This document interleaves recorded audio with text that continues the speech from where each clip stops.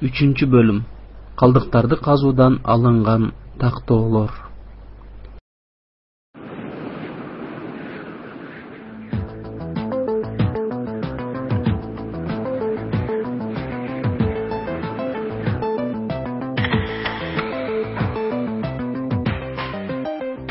Жыйырманчы кылымда эволюция теориясы молекулярлык биология эле эмес, палеонтология менен да атаандаштыкты көтөрө албай кулады. Теориянын пайда болуу учурунан тарта, теориянын тууралыгын аныктай турган дүйнөнүн бардык булуң бурчтарындагы жүргүзүлгөн казуулардан бир да фасил табылган жок. Фасилдер бул бүгүнкү күнгө чейин түрлөрүн жогото элек, эч кандай өзгөрүүгө дуушар болбогон, байыркы доордо жашаган жаныбарлардан калган калдыктар. Бул калдыктар жерде байыралган жаныбарлардын ал акыбалы тууралуу маалымат берет.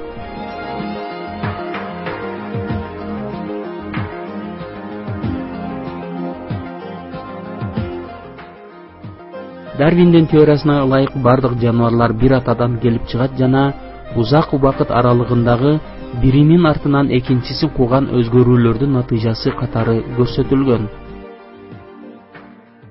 Дагы ушул Дарвиндин теориясына ылайык башында бир клеткалуу организмдер кийинчерээк 100 миллиондогон жылдар ичинде деформацияга дуушар болуп, алды менен омурткасыз суу жаныбарларына, андан соң балыктарга айланган деп болжолдонгон. Эгерде бул божомол туура болгондо, анда тарыхта ортоңку звено деп аталган сыяктуулар жашамак. Анткени алар жаныбарлардын ар кандай түрлөрүн байланыштырып турмак. Мисалы, эгерде канаттар чынында эле канаттуу куштардан чыккандыгы чын болсо, анда байыркы дүйнөдө жарым куш, жарым канаттуулар болгон миллиондогон жаныбарлар жашамак.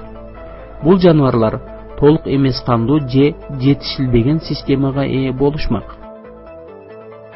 Дарвин бул жомоктогудай жандыктарды ортоңку өткөл формадагылар деп атаган. Ал теорияны далилдөө үчүн өтүүчү формалардын калдыктарын табуу керек болорун билген. Дарвин түрлөрдүн келип чыгуусу деген китебинде төмөнкүчө жазат.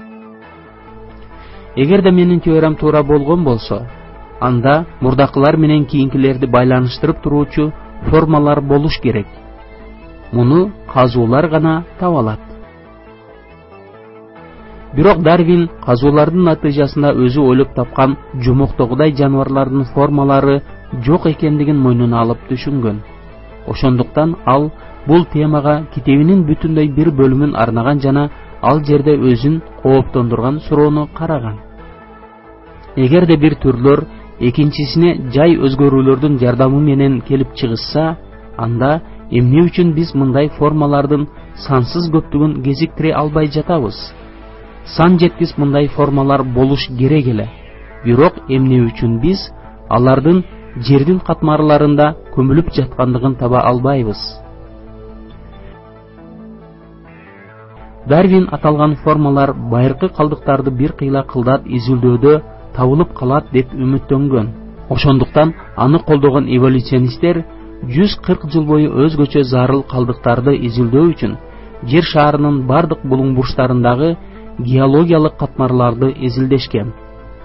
Бул изилдөөлөр өтө зор көңүл калуу менен аяктады. Дарвин ойлоп тапкан өткөрүмчүл формалар фантазиянын жемиши болуп кала берүүсүн улантты.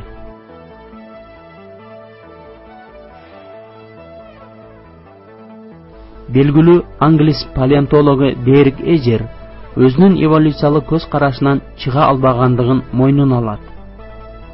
Биздин көйгөй проблема төмөнкүчө аяктайт. Калдыктарды класстардын деңгээлинде, түрлөрдүн деңгээлинде кылдат изилдөөдө биздин алдыбызда баягы эле далил турат. Топтордун түзүлүшү, пайда болушу өзгөрүүлөрдүн эсебинен жай баракат эмес, а бир эле убакта пайда болгон. Байыркы жаныбарлардын калдыктары кездешкен эң алгачкы катмар болуп, жашы 530дан 500 миллион жылга жеткен Кембрий катмары эсептелет. Кембрий дооруна тиешелүү катмарларда бир клеткалуу организмдерден сырткары эч кандай калдыктар кездешпейт.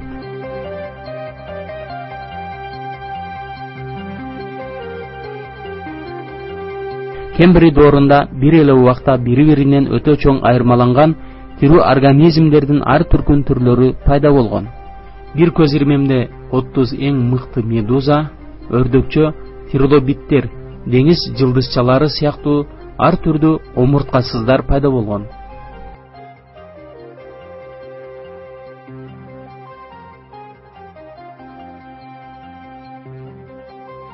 Бул түрүү жандыктар кан айлануу системалары сыяктуу эле ушунчалык татаал дене системаларына жана татаал органдарга ээ. Мисалы трилобиттин көзү жүздөгөн түрдүү ячейкалардан турган эки катмар линзалардын жардамы менен иштөөсү ойлоп жаратылган өзүнчө эле керемет болуп эсептелет.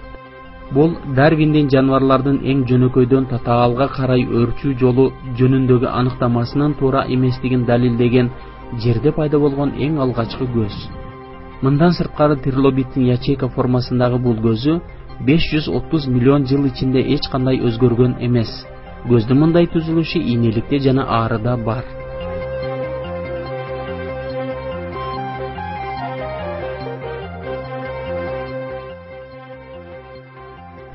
Эволюция теориясына ылайык тирүү жандыктар башкалардан, тагыраак айтканда, жөнөкөйрөөк жарым жандуулардан келип чыгышы керек эле. Ошентип Кембри доорундагы трилобиттер жана микроорганизмдерге чейин бир да тирүү жандык болгон эмес. Бул доордогу жандыктар эч кандай башталыш атасы жок эле бир убакта пайда болушкан.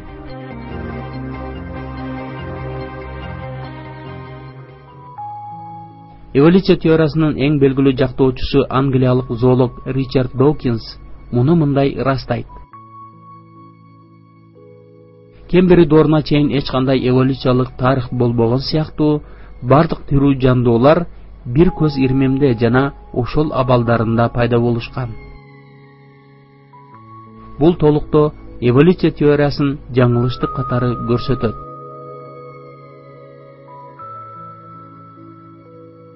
Эгерде түрлөрдүн көптүгү бир класска тиешелүү болсо жана өздөрүнүн жашоосун бир убакта жана баары дароо бирдей баштаса, анда табигый тандоо методу аркылуу эволюциялык жол менен жаныбарлардын бир түпкү атадан келип чыгуусуна негизделген менин теориямды өлүк теорияга чыгара турган сокку болот.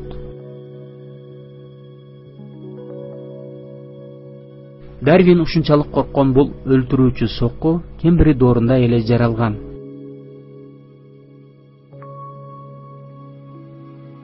Кембри доорунан кийин узак убакытта пайда болгон катмарлар да жаныбарлардын бир убакта пайда болушкандыгын далилдейт. Жерде бир көз ирмемде толук кандуу түзүлүшкө ээ балыктар, канаттуулар, амфибиялар жана майда азыктануучулар сыяктуу жаныбарлардын негизги топтору пайда болушкан. Бул топтордун арасында эволюционисттер жорган бир да өткөл аралыктагы формалар кездешпейт.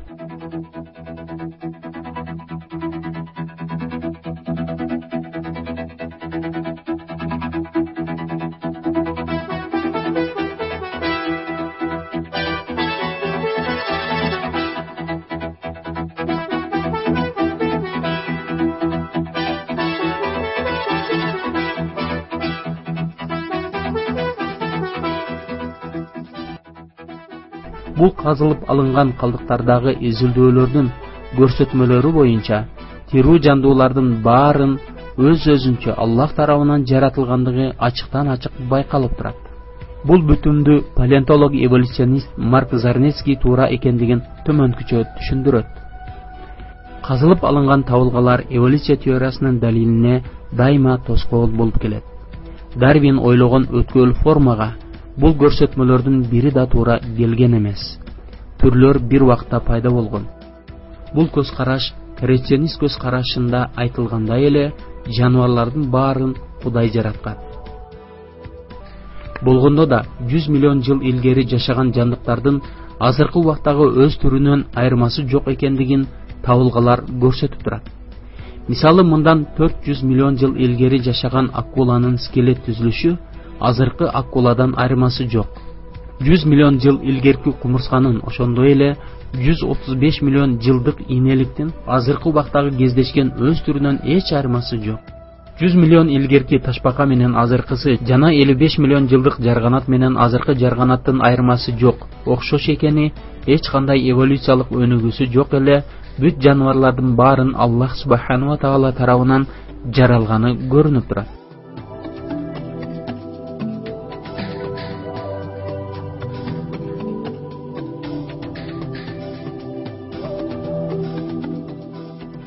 Эволюционисттер өткөл форма деп эсептеген бир нече табылгалар өткөл форма катары кароого эч кандай өзгөчөлүктөрү жок экендигин илимий ачылыштар көрсөттү. Мисал катары айтканда селюкант балыгын кароого болот. Маанилүү өткөл формадагы катары эсептелген селюкант балыгын карасак, көптөгөн жылдар бою эволюционисттер бул балыкты жер үстүндө жашоого жөндөмдүү деп эсептеген. Аны менен эле чектелбестен балыктын кыскача буттары жана жарым жартылай өпкөсү бар деп эсептешкен. Бул көрүнүштү эволюционисттер илимий далил катары көрсөтүп, ойго келбегендей суу астынан жер үстүнө чыккан жандык катары сүрөттөп, окуу куралдарына киргизип жиберишкен. Качан бул өлүп жок болуп кеткен деп эсептелген селюкант балыгын 1938 жылы Индия океанынан тирүү кармап чыгышканда эволюционисттердин үрөйү уча түшкөн. Анткени бул балыкты тиги табылган менен салыштырып байкашканда, алардын ортосунда эч кандай айырма жок экендигин көрүнгөн. Селюкант балыгында эволюционисттер ойлогон бутчалар тургай, жарым өпкө да жок болуп чыкты. Мындан сырткары суу астынан кургактыкка чыккан жандык деп эсептелген бул балык деңиздин 180 метр тереңдигинен жогору сүзбөшү маалым болду. Мындан башка өткөл формадагы жандык деп археоптерикс кушунун табылгасын да эсептешкен.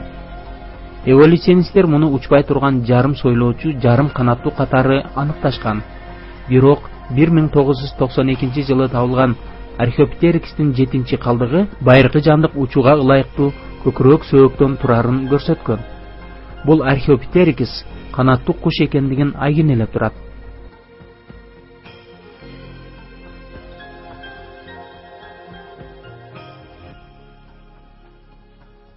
Археоптерикстин канатынын негизи азыркы канаттуулардын сөөк түзүлүшүнө окшоштугу бул жандыктын өткөл форма түрүндөгү көрсөтмөсүн жокко чыгарды.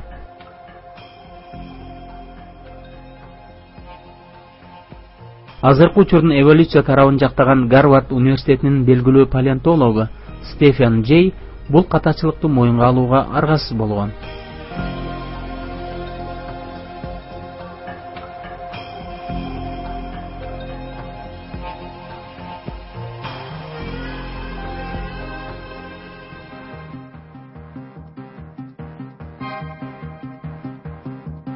Ар түрдүү топтогу жандыктардын түзүлүшүн изилдөөдө алардын пайда болушу эволюция жолу менен өнүгүшү мүмкүн эместиги байкалып турат. Мисалга алганда, суу астында жашоого ылайыкташкан балыктардын кургактыкка чыгып дем алуу жана тамак сиңирүү системасына өтүп кетиши таптакыр мүмкүн эмес. Жер үстүндөгү жандыктардын топторунун арасында да айырмачылыктар өтө көп.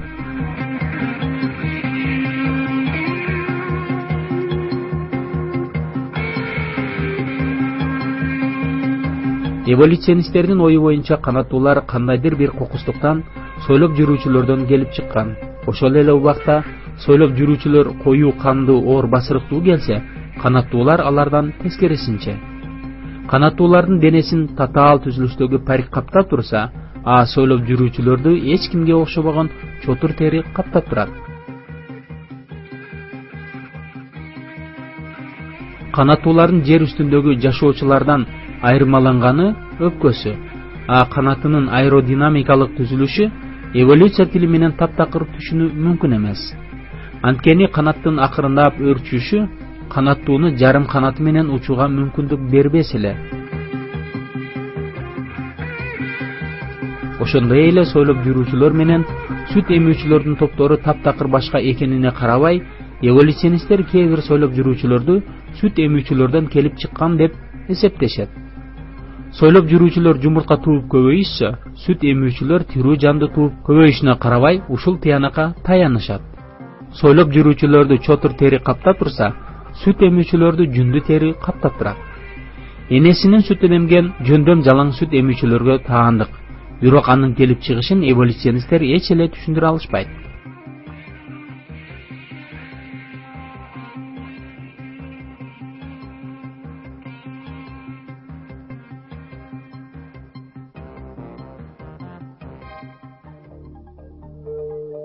Байыркы жаныбарлардын сөөктөрүн изилдөөдө чогултулган далилдер менен бирге адамдын адамсымал маймылдан жаралган деген бүтүмгө эволюционисттер болгон күчүн жумшаган.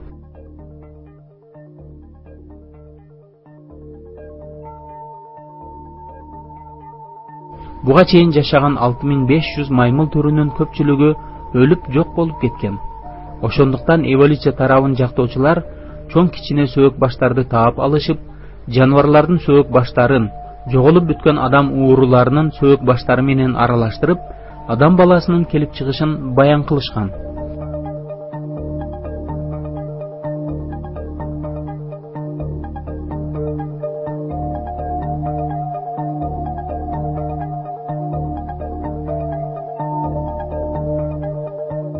Өлүп жок болгон астрополитек маймыл түрү бул орунда маанилүү жай ээлеген.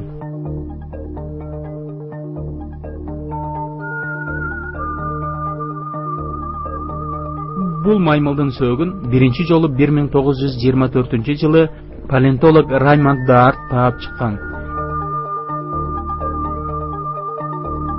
Бул астрополитек түштүк маймылы деп аталган маймылдын скелети шимпанзенин скелетинен эч кандай айырмасы жок экенине карабастан, эволюционисттер муну адамсымал деп аташкан. Болгондо да астрополитек эки буттап жүргөндүгү менен айырмаланат деген ойду айтышат. Бирок дүйнөгө таанымал палеонтолог Салли Сакерман менен Чарльз Окснард адам баласынын ата-бабасы деп эсептелген астрополитек бул болгону өлүп жок болгон маймылдын түрү экендигин далилдеп, эволюционисттердин оюн жокко чыгарды.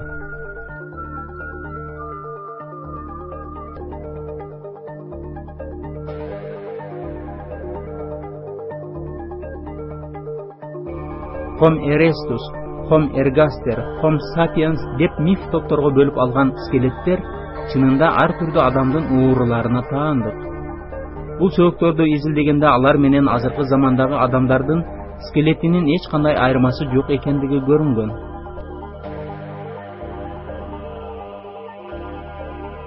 Жалгыз гана сөөк башынын түзүлүшүндөгү айырма дале болсо адамдардын расалык бөлүнүшүндө байкалат.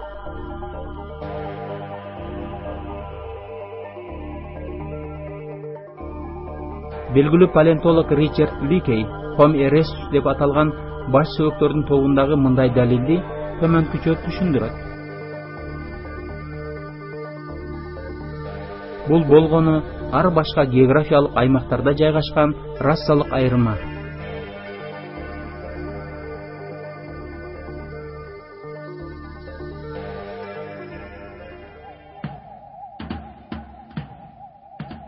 Эволюционисттердин жалгыз куралы бул түпкүрүндө эч кандай мааниси жок жалаң пропаганда. Алар коомду өздөрү ойлоп тапкан сүрөттөр менен азгырышат.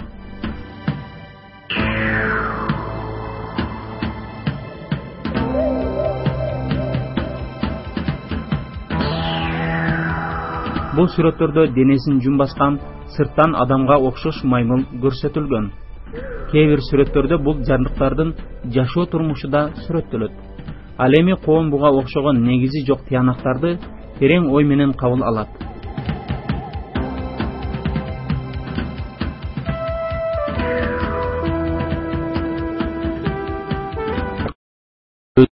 Өзүнчө бир невразец аттуу миф түрдөгү өткөл формасын ойлоп чыгышкан. Болгондо да өзгөчө термин менен латынча невразец деп ат коюшуп, бир нече ойго сыйбаган сүрөттөрдү тартып чыгышкан. Кийинчерээк невразецтин табылгасы болгону жапайы камандын тиз сөөгү болуп чыгат.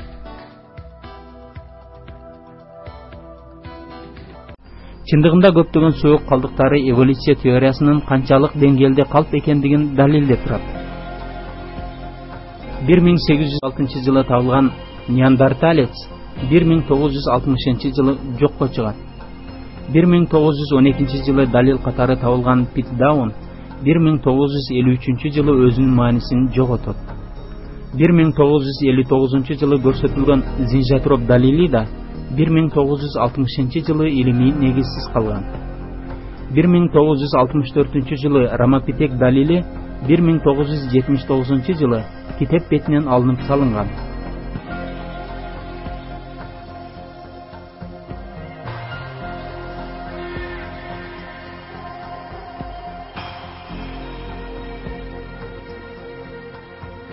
Коомдун көпчүлүк бөлүгү эволюция теориясын илимий жактан далилденген деп эсептешет.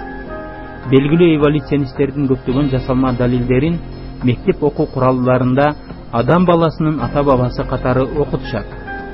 Бирок окумуштуулар канчалык чындыкты жашырып бурмалабасын, чындык бойдон калат.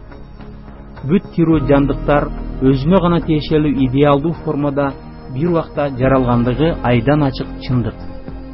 Жан жаныбарлардын ар бир түрүн өз-өзүнчө өзгөчөлүктөрү менен жараткан бул жаратылыштын ээси болгон эң бийик жаратуучу Аллах күчү менен жаралган.